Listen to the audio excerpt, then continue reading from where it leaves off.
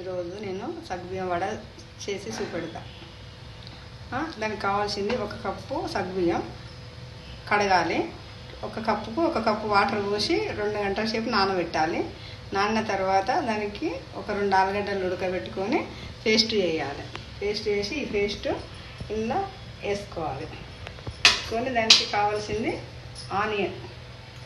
Onion వేసుకోవాలి, పచ్చిమిర్చి, కారం,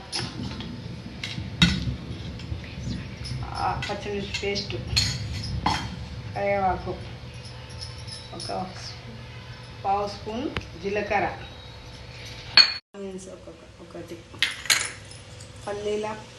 పల్లీలు పొడి 4 స్పూన్లు,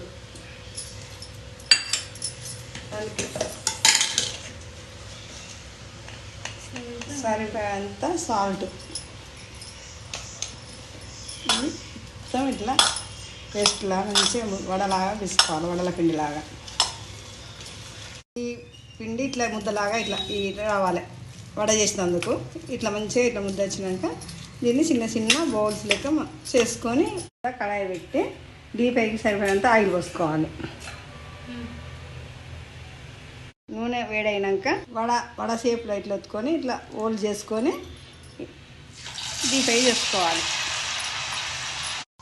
వడ రెడీ. ఇది ఇలాగనే తినవచ్చు, కొబ్బరి శేఖంతో తినవచ్చు.